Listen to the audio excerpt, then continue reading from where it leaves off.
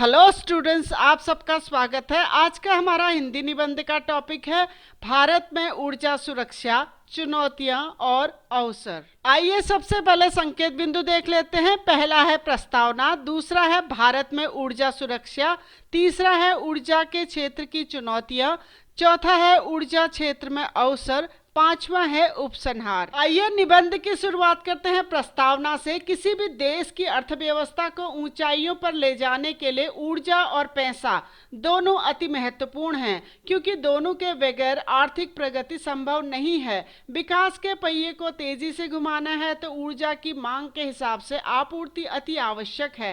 भारत ही नहीं बल्कि पूरा विश्व शहरीकरण, औद्योगिकीकरण और डिजिटलीकरण की दिशा में तेजी से आगे बढ़ रहा है, जिसका सीधा सीधा अर्थ है अब हमें न केवल अधिक ऊर्जा चाहिए बल्कि किफायती ऊर्जा भी चाहिए। इसीलिए सरकार ने वर्ष 2022 तक सभी के लिए विद्युत यानी पावर फॉर ऑल का लक्ष्य रखा है, जिसके तहत देश के प्रत्येक व्यक्ति तक सस्ती, विश्वसनीय और नवीकरणीय ऊर्जा पहुंचाना है। अपने इस लक्ष्य को पाने और विद्युत क्षेत्र में सुधार लाने के उद्देश्य से सरकार ने विद्युत अधिनियम विधेयक 2020 को भी मंजूरी दी है। हमारा दूसरा संकेत बिंदु है भारत में ऊर्जा सुरक्षा।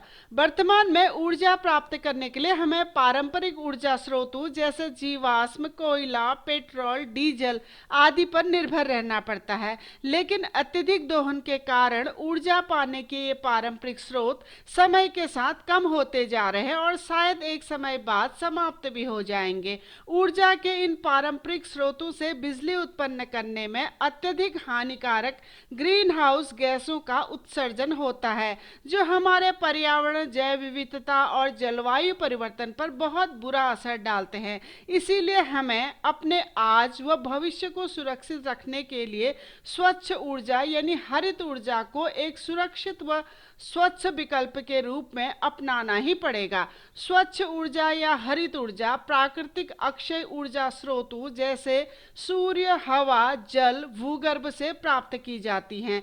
हरित ऊर्जा के सभी स्रोत प्राकृतिक, स्थायी व अक्षय होते हैं, जो आसानी से उपलब्ध हो जाते हैं, वह भी बिना किसी कीमत चुकाए। सबसे बड़ी बात यह है कि ये कभी खत्म भी नहीं होंगे और न ही ये हमारे पर्यावरण, इंसान व अन्य जीव जंतु के लिए हानिकारक होते हैं। ये वातावरण को भी प्रदूषित नहीं करते हैं। जलवायु परिवर्तन पर पेरिस समझौते के अनुसार एक स्वच्छ ग्रह के प्रति हमारी जिम्मेदारियों को ध्यान में रखते हुए भारत ने वर्ष 2030 तक 40% विद्युत उत्पादन ऊर्जा के स्वच्छ स्रोतों से करने का संकल्प लिया है। साथ ही भारत ने यह भी तय किया है कि वर्ष 2022 तक भारत में 175 गीगावाट नवीकरणीय ऊर्जा क्षमता स्थापित की जाएगी। इसमें सौर ऊर्जा से 100 गीगावाट, पवन ऊर्जा से 60 गीगावाट, बायोमास से 10 गीगावाट और छोटी पनबिजली परियोजनाओं से 5 गीगावाट क्षमता शामिल है। अगर भारत अपने इस महत्वाकांक्षी लक्ष्य को हासिल कर लेता है तो वह विश्व के सबसे बड़े स्वच्छ ऊर्जा उत्पादक देशों की लिस्ट में शामिल हो जाएगा। सौर ऊर्जा और पवन ऊर्जा दोनों को मिलाकर भारत अभी केवल 28,000 मेगावाट बिजली ही पैदा करता है। इसमें पवन ऊर्जा करीब 24,000 मेगावाट है, जबकि सौर ऊर्जा का हिस्सा केवल 4,000 मेगावाट है। भारत का लक्ष्य है कि वर्ष 2022 तक सौर ऊर्जा और पवन ऊर्जा को मिलाकर 1,75,000 मेगावाट बिजली पैदा करे। अब जानते हैं ऊर्जा क्षेत्र की चुनौतियों को। ऊर्जा प्राप्त करने के लिए पारंपरिक स्रोतों पर अपनी निर्भरता खत्म करने के लिए हमें ऊर्जा के अन्य अक्षय स्रोतों को ढूंढना व उनके उपयोग से ऊर्जा निर्माण की दिशा में जल्द कदम उठाना आवश्यक है। बिजली उत्पादन व वितरण में काम आने वाले अधिकतर उपकरणों का अपने देश में बहुत कम निर्माण होता है। अधिकतर उपकरणों को विदेशों से ही आयात किया जाता है। यहाँ तक कि भारत सौर ऊर्जा उत्पादन के लिए 80% जरूरी उपकरणों को चीन से आयात करता है। स्वच्छ ऊर्जा को बनाने में काम आने वाले सभी उपकरणों का घरेलू निर्माण भी एक कठिन चुनौती है। जनसंख्या में लगातार वृद्धि व हर क्षेत्र में आधुनिक तकनीकी के उपयोग के कारण बिजली की मांग लगातार बढ़ती जा रही है और मांग के हिसाब से आपूर्ति न होने के कारण असंतुलन पैदा हो जाता है, जो इस क्षेत्र में सदैव तनाव का कारण बनता है। मांग के हिसाब से ऊर्जा की आपूर्ति करना बहुत बड़ी चुनौती है। बिजली की कीमतों के निर्धारित न होने के कारण विद्युत वितरण कंपनियां उपभोक्ताओं को जितना अधिक बिजली उपलब्ध कराती है, उनको उतना ही अधिक घाटा होता है। बिजली की दरों को हर क्षेत्र के लिए निर्धारित करना आवश्यक है। अधिकांश जगहों, खासकर ग्रामीण क्षेत्रों और कृषि कार्यों में प्रयोग की जाने वाली बिजली में मीटर या तो लगे ही नहीं होते हैं और लगे भी होते हैं तो अधिकतर खराब ही पड़े रहते हैं और फिर महीनों तक ठीक नहीं हो पाते हैं, जिस कारण बिजली की खपत होने के बावजूद भी सही आंकड़े नहीं मिल पाते हैं, जिससे विभाग पर वित्तीय बोझ पड़ता है। इसी तरह किसानों को कृषि कार्य हेतु राज्य सरकार द्वारा बिजली में सब्सिडी दी जाती है, जिससे राज्य सरकारों का आर्थिक बोझ बढ़ जाता है, जो विद्युत क्षेत्र के विकास में सबसे बड़ी बाधा खड़ी करता है। वितरक कंपनियों को समय पर भुगतान न मिलने के कारण कंपनियों की आर्थिक स्थिति भी खराब हो जाती है, जिससे वे सुचारू रूप से ऊर्जा की आपूर्ति कर पाने में असमर्थ रहते हैं। उच्च व आधुनिक तकनीकी का उपयोग न करने व उपकरणों का नवीनीकरण न होने के कारण उत्पादन केंद्रों से उपभोक्ताओं तक बिजली वितरण के दौरान भारी मात्रा में बिजली बर्बाद होती है। विभाग के सामने इस समस्या को हल करना भी बहुत कठिन चुनौती है। ग्रामीण इलाकों में ऊर्जा निर्बाध रूप से पहुंचे, इसके लिए गांवों में माइक्रो ग्रिड लगाने पर जोर देना होगा। हमारे अधिकतर ग्रिड इतने खस्ताहाल हैं कि वे बिजली के अधिक लोड को झेल पाने में असमर्थ हैं। इसीलिए सरकार को इन्हें बदलकर इनकी जगह अब मॉडर्न ग्रिड लगाने होंगे, जो काफी खर्चीले हैं। सोलर ऊर्जा के उत्पादन में आधुनिक उपकरणों व उच्च तकनीकी का इस्तेमाल होता है, जिसमें काफी खर्चा आता है।